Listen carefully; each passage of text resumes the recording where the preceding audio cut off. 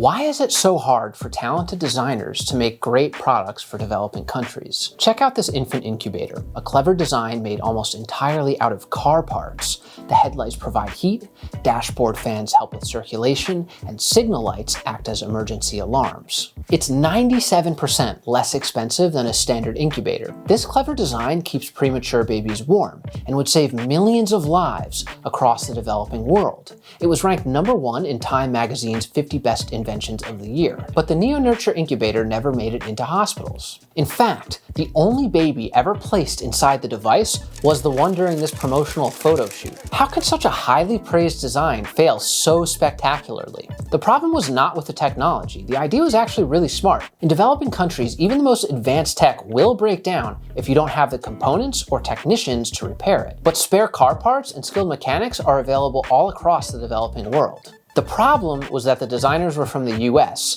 and they missed some major cultural nuances. They probably thought, hey, people in developing countries improvise with makeshift materials all the time. Let's apply that thinking to an incubator. But it's not that simple. Have you ever seen poorly translated t-shirts from overseas that try to copy luxury brands? They get this superficial approximation, but they miss the subtleties. Or sometimes they miss it completely. When you're not embedded in the culture, you only get a surface level understanding of it. And that's what's happening with this incubator. The designers thought they had all their bases covered by interviewing people from the developing world, but they still missed a couple of key factors. For example, they overlooked the fact that in many countries, decisions on medical device purchases are made by larger government departments, not individual hospitals, and definitely not the patients themselves. These government organizations don't want to buy a medical device that's made from car parts. They want to be taken seriously. This design is functional and solves a lot of problems around maintaining the device, but it looks cheap and untrustworthy. And I mean, it kind of makes sense. Would you trust a medical device that's made out of spare car parts? Would you trust your baby's life with it? They've seen American TV shows like Grey's Anatomy or The Good Doctor. They know what these devices are supposed to look like. Many hospital owners and doctors would rather have no equipment than something that looks poorly made or ugly. We do this too. This car is perfectly functional, but you're not going to see me driving this to a client meeting or park it out front during a job interview. Whether you like it or not, looks matter. NeoNurture did manage to solve the practical problems of medical devices breaking down, but they failed to consider the cultural underpinnings of who they were designing for. This team actually did redeem themselves, which I'll get to later in the video. But first, let's explore why well-intentioned and even ingenious projects for the developing world often fail. This is the Playpump. It's a merry-go-round that pumps water as children play with it. It's genius, right? It was going to revolutionize water access in rural Africa and received $16 million in donations to get started.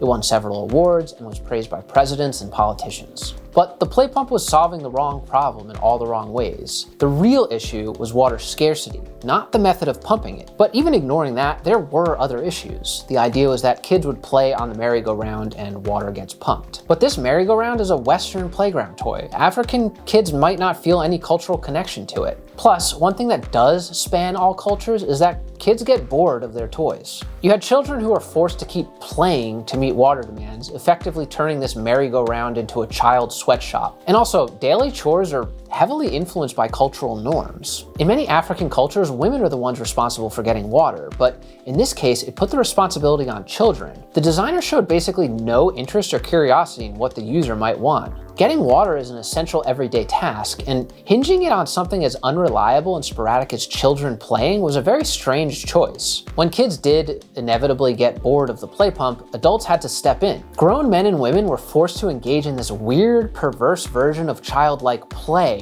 just to get access to water. Imagine you were forced to do a choreographed dance every time you wanted a glass of water. That's essentially what Playpump was doing. And it gets worse. One reporter named Amy Costello traveled to Africa and found the Playpumps were breaking down. Now, when a pump fails, it's very serious. Many of these places had no alternative access to water. Also, the Playpump often replaced existing hand pumps, which locals preferred because they were more reliable and they were easier to maintain.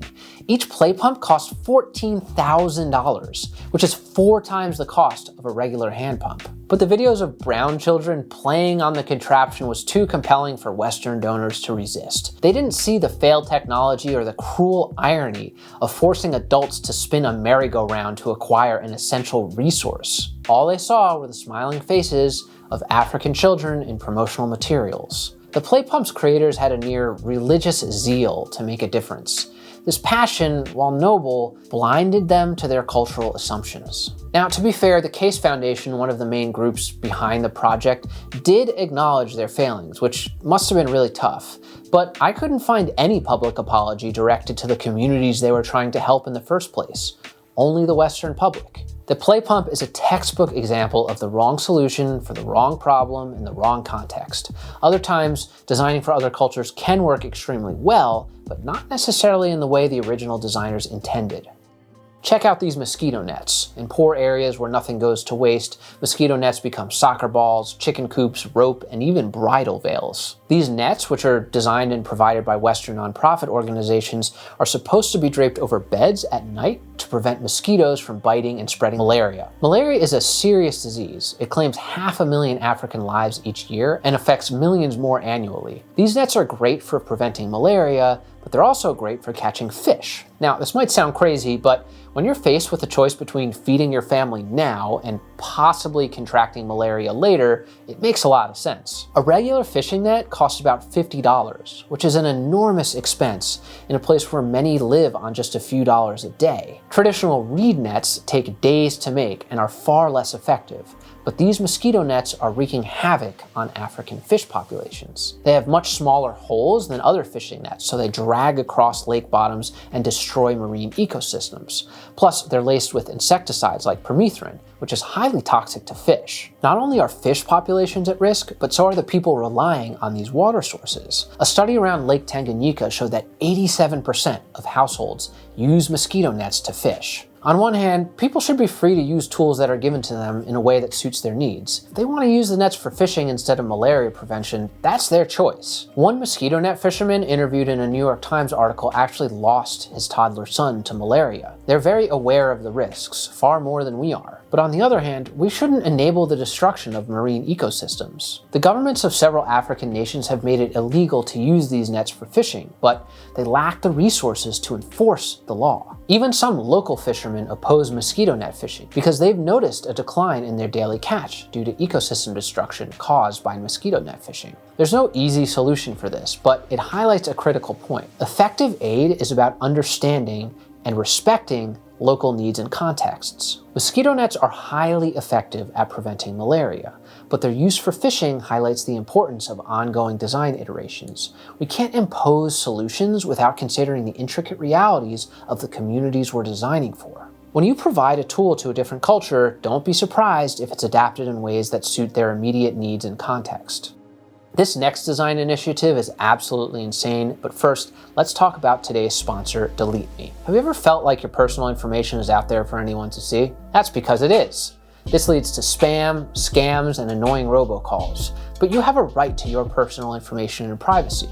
DeleteMe is a lifeline for anyone who values that privacy. They scrub your data from hundreds of data brokers and people search sites. I've been using DeleteMe, and it already removed my sensitive personal information from 52 data brokers. DeleteMe's software and team of experts can remove this information for you, saving you the hours it would take you to do it yourself. Not only do they remove your personal information from the web, they keep it off. Every 90 days, you'll get a detailed privacy report showing you how much of your data has been removed and what they're continuing to fight for. They use advanced encryption to ensure your information stays safe while they work. Your online privacy is important and should never be up for sale. Go click the link in the description below to learn more and use code DT20 for 20% off DeleteMe. Back to the video. There's one project in particular that makes pretty much every mistake when designing for developing nations. The One Laptop Per Child initiative.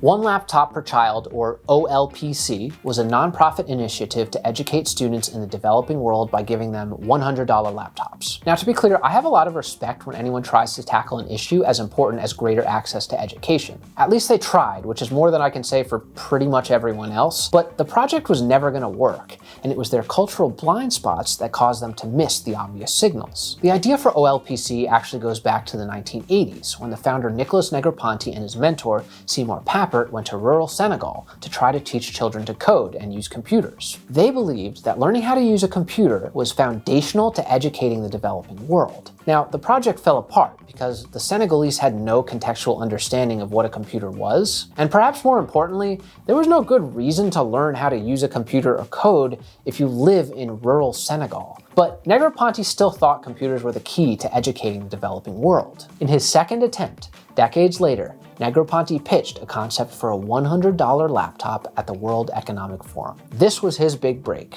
And once again, nobody cared. But Negroponte still wasn't ready to give up. So in November of 2005, he went to the World Summit of Information Society, a large event that was sponsored by the United Nations. Kofi Annan, the Secretary General of the UN, was on stage during the presentation of the laptop. Annan actually broke the prototype. It was a hand crank used to charge the device. Let this be a lesson to all of you. Never let anyone touch a handmade model like this. The person in charge breaks it like half the time, even if you warn them about it. But in spite of this, the world leaders who attended were very impressed by the little $100 laptop. Why was Negroponte's idea able to get funding this time? I think it was two key things. First of all, this conference was more focused on bridging the technological divide between wealthy countries and developing ones, so the audience was more open to listening. But in my opinion, the biggest thing that captured people's imagination was the aesthetic of the design. Negroponte called it the green machine. Everything from the colors to the big yellow handle to the way that the laptop folded out was very playful and approachable. The unusual look captured people's imagination and, more importantly, their attention. Negroponte claimed that 1 minute of turning the yellow crank would give the device 40 minutes of charge, which was very important in places that had no electricity. The most vocal critics at the conference were the African delegation. They were concerned about infrastructure costs, resources diverted from clean water and better schools, and machine obsolescence. But this criticism was mostly ignored. Now, it's very telling that the people representing the target user group, developing nations in Africa, were the most skeptical of the idea. This was the first big red flag of the project. Every time something happens that might spell trouble, we're going to add a little red flag to the concern counter. But that red flag didn't seem to matter. Designing for the developing world often fascinates us because it involves creating artifacts that inspire hope for a better future. The device captured the imagination of the wealthy Western donors, and that was all Negroponte needed to move the project forward.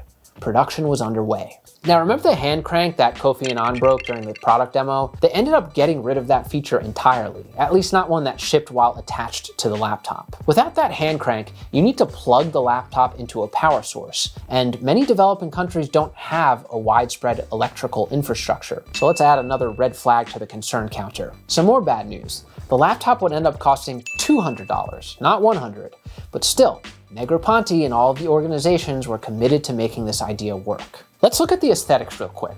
You've got these generous rounded curves and the bright green bezels. It's clearly inspired by character designs rather than typical consumer electronics, which is something that I really love for a children's laptop. It's very approachable, but this was actually one of its biggest problems. For example, check out these little Wi-Fi antennae. They're designed to make the laptop look like a cute little alien character. The students would sometimes use these antennae as handles to carry the laptop around, causing them to break off, or they dropped the laptop accidentally. Because it felt so toyish, students just didn't take the device seriously or take good care of it. Now, this is a great example of a cultural blind spot. I've been using computers most of my life, so I know that you need to be careful with them. The playful design was great for getting funding from Western donors, but it backfired pretty badly once it was being used by children who had very little exposure to computers. They just saw it as a toy. There was also this crazy idea that you wouldn't have to teach the kids what a laptop was or what you could do with it. Here's what Negroponte said about it during one of his conferences. One of the things people told me about technology, and particularly about laptops in the beginning, was, Nicholas, you can't give a kid a laptop that's connected and walk away. Well, you know what? You can.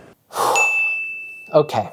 Look, successfully providing the developing world with technology goes way deeper than just handing it over to them. A study was done by Dahlberg Design to understand why people in poor nations barely use the internet. Everyone expected that people weren't using the internet because of technical barriers, but that wasn't the problem at all. It wasn't that they didn't have access to the internet.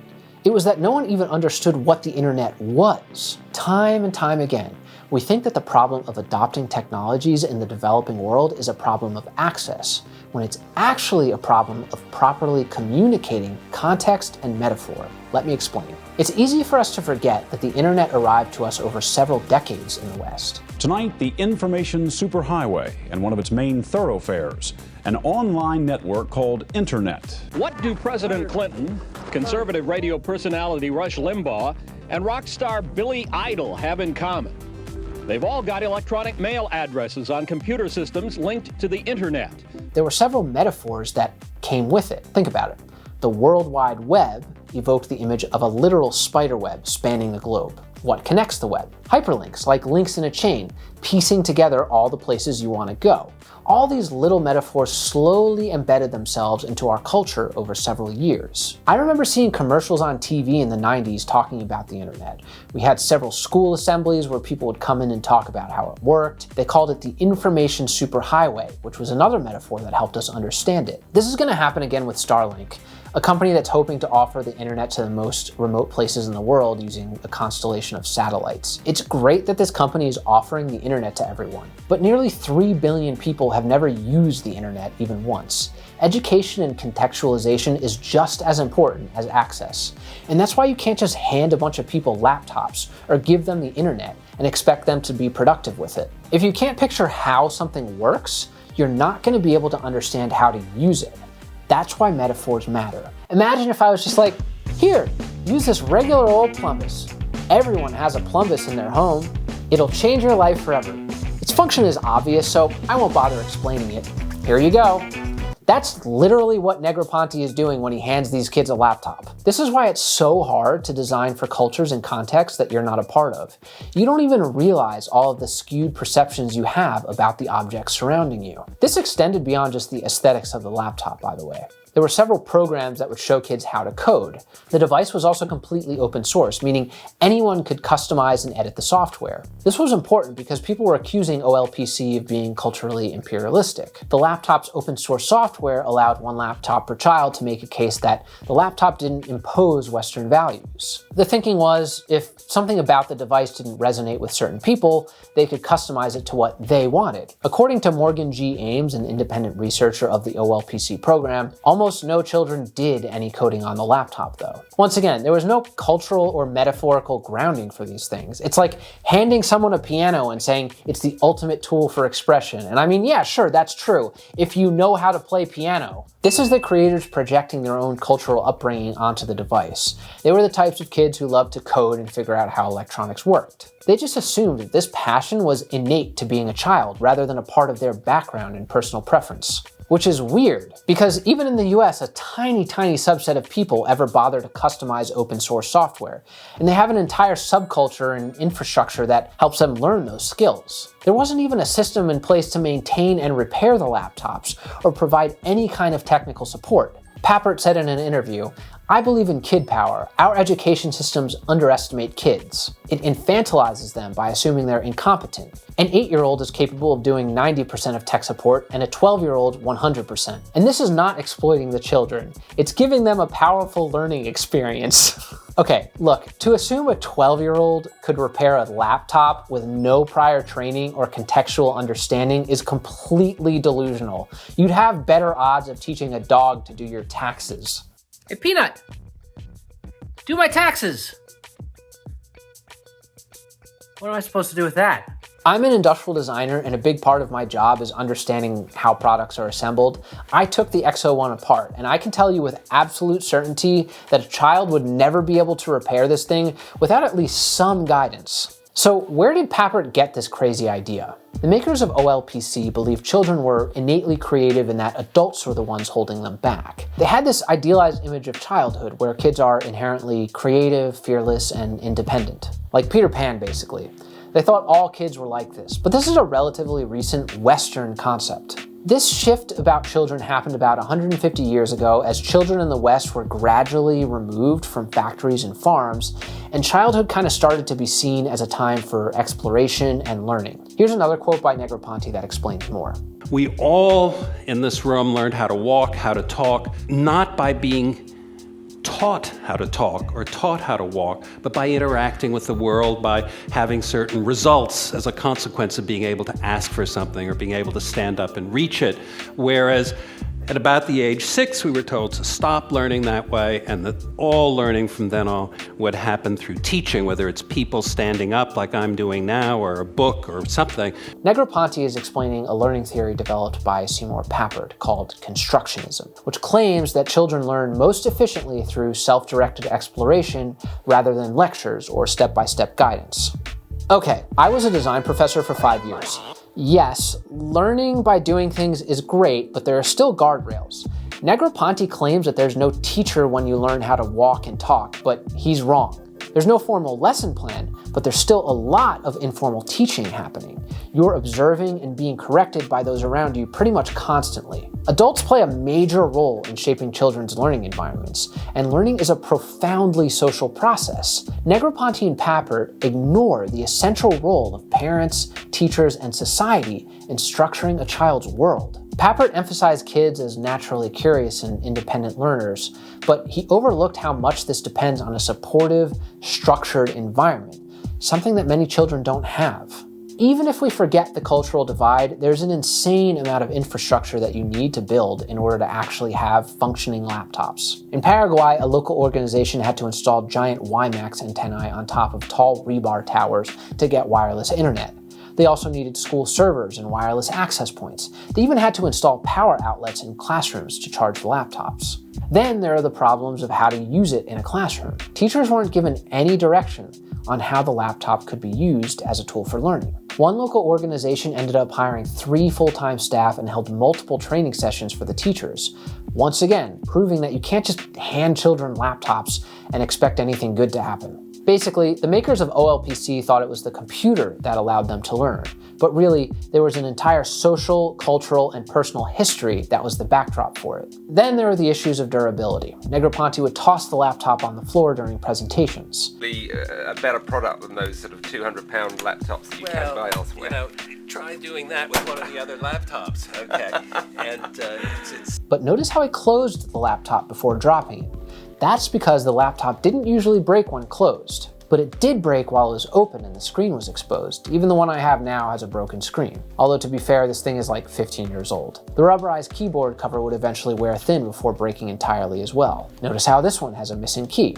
The charger cables would break, and the trackpad was finicky too. It feels like the device was designed more for flashy, on-stage demos to impress Western donors, rather than for real-life use. I understand the challenge of building an ultra-durable laptop at that price point in 2006. It's basically impossible, but I can't help but think these problems could have been avoided with some field testing and some user feedback. But Negroponte didn't believe in pilot programs or user testing. Here's what he said in his TED Talk. the days of pilot projects are over. When people say, well, we'd like to do 3,000 or 4,000 in our country to see how it works, screw you. Go to the back of the line and someone else will do it. And then when you figure out that this works, you can join as well.